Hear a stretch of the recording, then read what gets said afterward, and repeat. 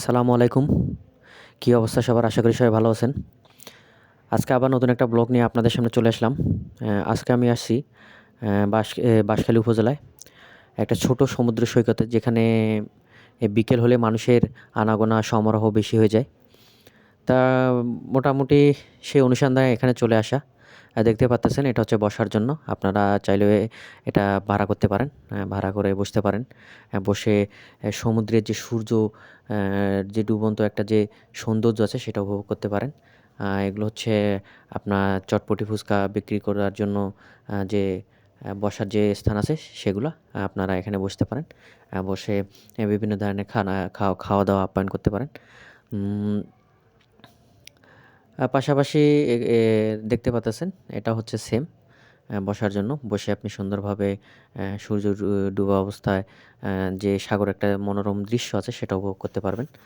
এবং পানি কিছুটা কমে গেছে, যার কারণে চারিদিকে কাদা দেখা যাচ্ছে। এবং অ্যা জোয়ার যখন আসে, জোয়ার আসলে পানিটা আবার বেড়ে যায় এবং জোয়ার নেমে যাওয়ার কারণে পানিটা নেমে গেছে। আ মোটামুটি অনেকটাই ভালো ছিল। বিকেলের দিকে আসছি। মানুষ আস্তে আসা শুরু করেছে। অনেকে ছবি তুলতেছে, অনেকে ভিডিও করতেছে।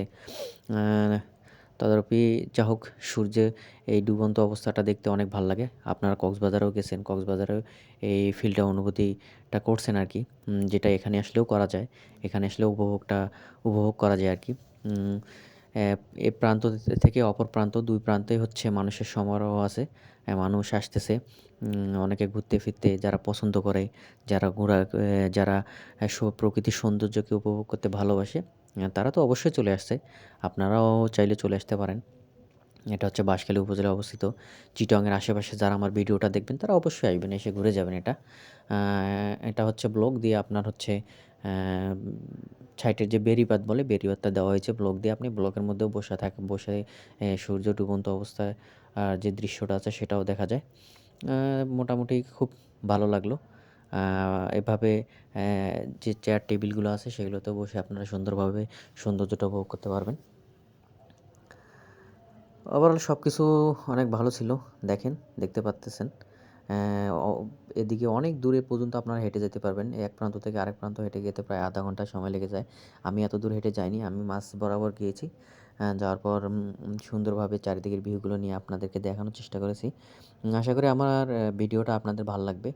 আপনারা একটু মনোযোগ সহকারে ভিডিওটা দেখবেন। আর আমার ভিডিওটা বেশি যদি আমার ভিডিওগুলো ভাল লাগে, আপনারা একটু আমার চ্যানেলটাকে সাবস্ক্রাইব করবেন।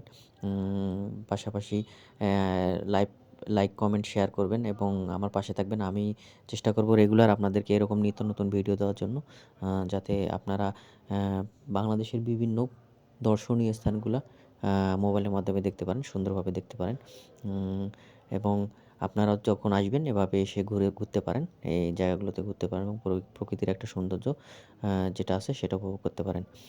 তো যাই হোক, ভিডিও শেষ প্রান্তে আপনারা সবাই আমাকে একটু সাপোর্ট করবেন। সবাইকে আসসালামু আলাইকুম। ধন্যবাদ।